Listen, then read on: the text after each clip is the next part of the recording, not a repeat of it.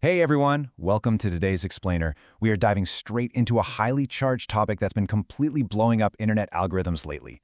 We're going to break down a viral commentary by political commentator Benny Johnson regarding what he calls the crisis in the WNBA. Now, to be clear right up front, our goal today isn't to take sides. We're simply here to look objectively at the source material, analyze the specific arguments being made, and map out exactly how this cultural critique was constructed. So let's get into it. Okay, let's dive into this, because this is the core question at the absolute heart of the source material. Why exactly, in a moment where women's sports are seeing truly unprecedented viewership, is the WNBA facing such fierce cultural backlash from certain corners of the media? Well, the commentary we're analyzing attempts to answer this by arguing that the league is in the middle of a massive structural crisis. The source paints this picture of an organization that is allegedly crumbling under the weight of its own internal politics, alienating its players, and just outright failing at basic operational leadership. To unpack all these claims, we'll follow a pretty simple roadmap. We're looking at defining the WNBA crisis, physicality and officiating claims, culture wars and disruptions, Sophie Cunningham's player pushback, and finally, the Commissioner's response. Kicking things off with Section 1, defining the WNBA crisis and why it's a league under scrutiny. The source's overarching thesis here is incredibly blunt. The commentator argues that the WNBA is actively spiraling into what he terms a laughingstock. According to the commentary, this isn't just about a few bad games or off nights, it's framed as a total systemic failure. The argument is that the league has become hyper-focused on identity politics, completely at the expense of player safety, professional standards, and just effective management. Moving right along to Section 2, physicality and officiating claims. The commentary argues the league actually has a severe, potentially dangerous problem when it comes to unequal foul calling and protecting its star players. Now, what's really interesting about this is the highly visceral evidence the source uses to characterize the league as genuinely dangerous. The commentator points to instances where star rookie Caitlin Clark was allegedly physically mugged on the court, with referees totally failing to intervene. He also highlights an incident where Sophie Cunningham was supposedly punched, leaving her bleeding from the mouth, and another where Clark was gouged in the eye. So the narrative being built here is that flagrant violence is happening and officials are just looking the other way.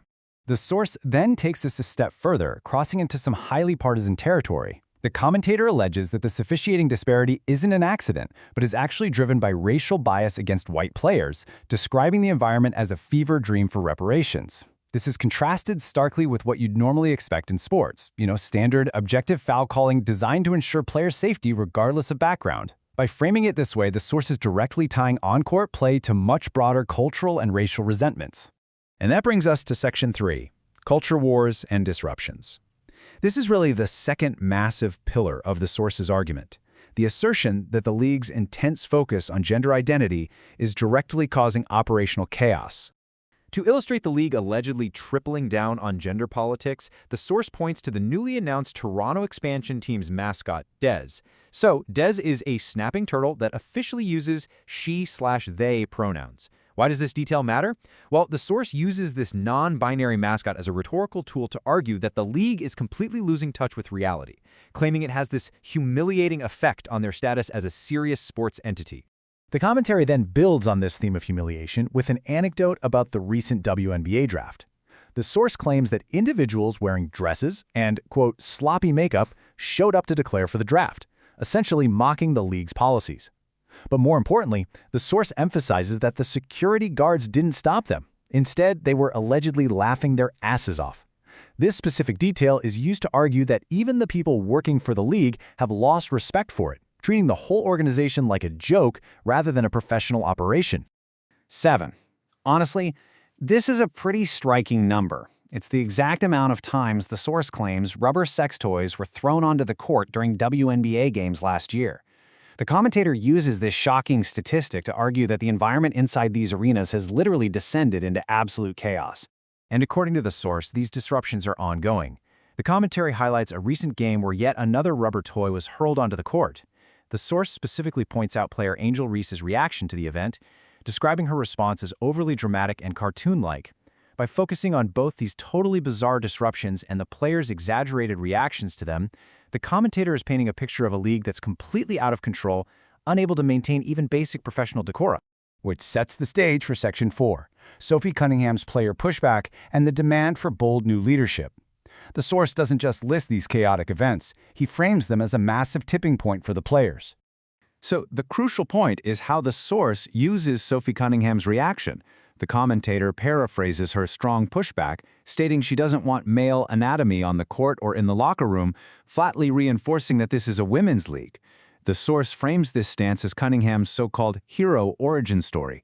By drawing a hard line on protecting women's spaces, the commentary positions her as a lone voice of reason pushing back against an incompetent, highly politicized management. The source draws a really stark contrast here between the current administration and what he believes the players actually want. He mocks the league for allegedly holding, get this, 16-hour HR meetings just to sit around and discuss feelings about transgender participation. He frames that as endless, totally unproductive bureaucracy. Then, he juxtaposes that with Cunningham's recent comments to USA Today demanding bold and confident leadership. It's a deliberate tactic to suggest the players themselves are actively demanding a massive shift in how the league is run. This leads us right into our fifth and final section, the Commissioner's response. Cathy Engelbert is heavily under fire here, and this is the final act of the commentary's argument. To prove his point that she's a, quote, woke HR Karen unfit for the role, the source plays a clip of a reporter simply asking Commissioner Engelbert about her future, since her contract expires in 2026. Engelbert's immediate response is, "Would you ask a man that question?" The commentator zeroes right in on this specific deflection, arguing it reveals a massive weakness in her leadership style. The commentator then proceeds to break down what he views as her primary defense mechanisms. He criticizes Engelbert for deflecting tough questions by pointing to her diverse team of women owners and coaches, while simultaneously, according to the source, refusing to even clearly define what a woman is.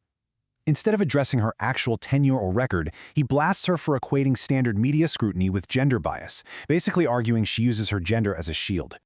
And this brilliantly illustrates the source's final, biting conclusion. He draws a really hard line between two concepts. If you want true leadership, the source argues, you have to handle tough questions and internet draggings exactly the way male leaders do every single day.